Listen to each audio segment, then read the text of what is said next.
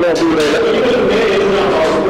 ஆமாம், இது 400 வரைக்கும் அலோவ் பண்ணியிருக்காங்க. ஒரு சென்டர்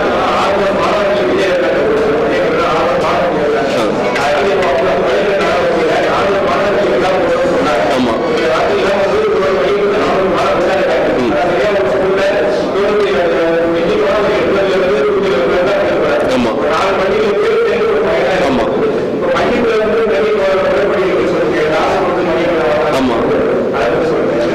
அதாவது சென்டர் வாங்குறது வந்து 2 விதமா பிரிக்கலாம். ஒண்ணு மாணவர் நலனுக்காக 150 பிள்ளைகளை கூட்டிட்டு பக்கத்துல உள்ள 2 கிலோமீட்டர் தூரத்துல உள்ள இன்னொரு ஸ்கூலுக்கு போய் அவங்களை அந்த தேர்வுல வச்சுட்டு திரும்ப கூட்டு வர்றதுக்கும் கஷ்டப்பட வேண்டிய ஒரு சூழ்நிலை இருக்கு. அப்படிங்கிறதா ஒன்லி மாணவர் நலன் கருதி அப்ளை பண்றவங்க இருக்காங்க. அவங்க they are not paying any amount. ஒரு சிலர் குறுக்கு வழி இந்த மாதிரி விஜய் வித்யாலயா மாதிரி மேல்மால் பண்ணணும், அல்லது பாட் பண்ணி மார்க் வாங்கணும், மார்க் வாங்க வச்சாச்சுன்னா ஸ்டேட் ரேங்க் வாங்க வச்சாச்சுன்னா அட்மிஷன் கொடுக்கணும், அதனால கேபிடேஷன் ஃபீஸ் வாங்கலாம், அந்த மாதிரி திங்கிங் உள்ளவங்க எத்தனை லட்சம்னாலும் கொடுத்து வாங்குறது ரெடியா இருக்காங்க. ஆனா இவர் வந்து அந்த மாதிரி ஆட்கள்கிட்ட கூட்டு வச்சிருக்காரு.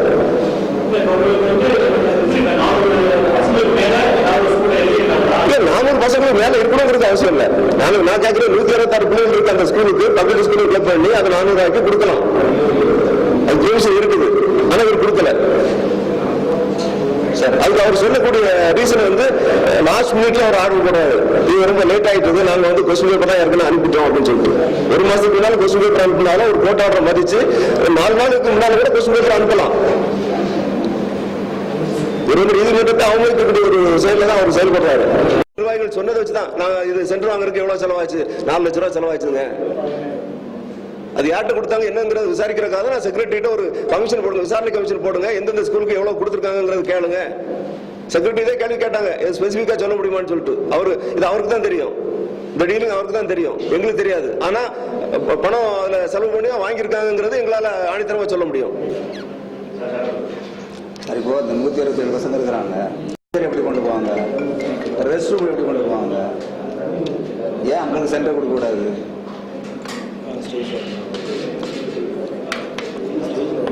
பர்னிச்சரை கூட லாரியில கொண்டு போயிடலாம். ரெஸ்ட் ரூம்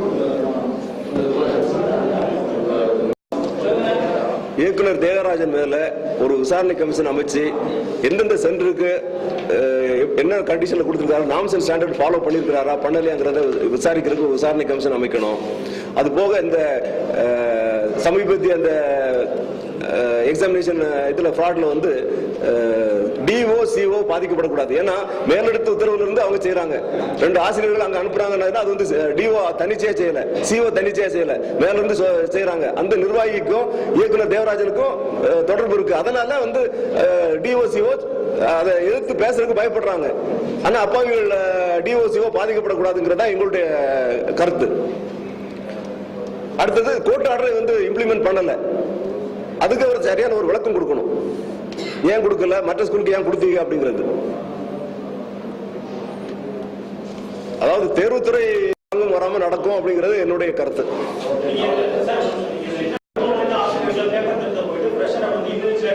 ஆமா ஆமா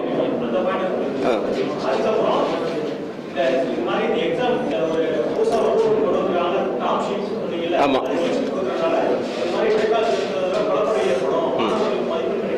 ஆமா சரி ஆமா சரி ஆமா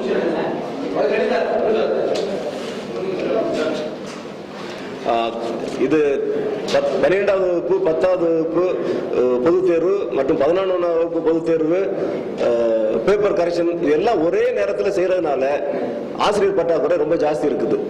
திறமையான ஆசிரியர்கள் வந்து பேப்பர் திருத்தலுக்கு போடல. ஈவன் 1 இயர் எக்ஸ்பீரியன்ஸ் இல்லாத டீச்சர்ஸ் எல்லாம் கூட இப்ப பேப்பர் கரெக்ஷன் பண்ணிட்டு இருக்காங்க.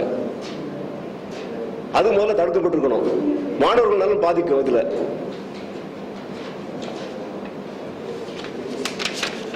போதிய ட்ரைனிங் வந்து டீச்சர்ஸுக்கு கொடுக்கல. அதுல பார்கோட் இதுல சிஸ்டத்துல ஏபிசிங்கிறது டாப் ஷீட்ல இருக்குது, அது ஏ மாத்திரம் தான் கிழிச்சு எடுக்கணும், பிசி கிளிக்க கூடாது அப்படிங்கிறது வந்து ஒரு செட் ஆஃப் டீச்சர்ஸ்க்கு கொடுத்திருந்தாங்க. ஆனா அந்த டீச்சர்ஸ் எல்லாம் கரெக்ஷனுக்கு போயிட்டாங்க.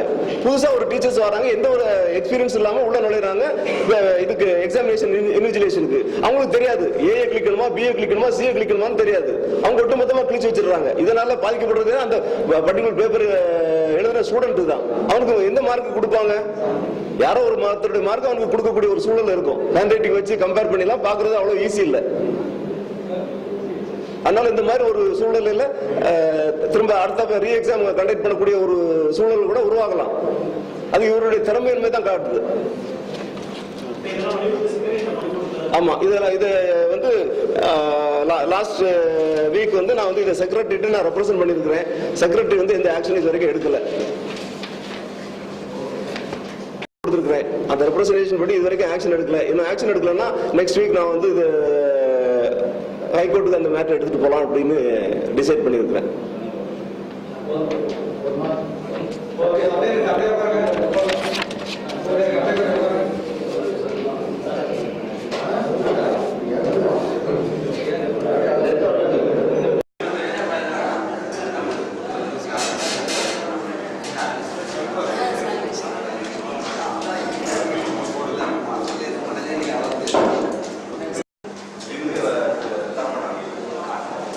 சரி, இப்போ இந்த வருஷம் தான் நடைமுறைப்படுத்துறாங்கன்னா போன வருஷம் நடைமுறைப்படுத்துறாங்க அந்த பார்போர்டு பேப்பர்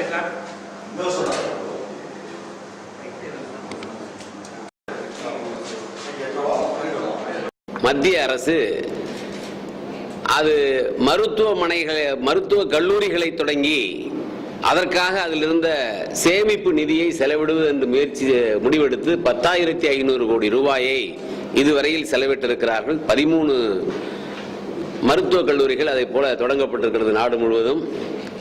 அவருடைய திட்டம் என்பது 20லிருந்து 30 மருத்துவக் கல்லூரிகள் தொடங்குவது என்பது. இப்பொழுது 13 கல்லூரிகள் தொடங்கி இருக்கிறது. அதுல ஒரு இடம் என்பது தமிழ்நாட்டில் நம்ம KK நகரில் இருக்கக்கூடிய ESI மருத்துவமனை. அங்கே மருத்துவக் கல்லூரி தொடங்கி நடைபெற்றுக் கொண்டிருக்கிறது. இப்பொழுது வந்திருக்கிற அரசு மாறியது. இப்பொழுது வந்துள்ள அரசு அந்த மருத்துவக் கல்லூரியை தொடர்ந்து நடத்த முடியாது, அங்கே இருக்கக்கூடிய மாணவர்களுக்கு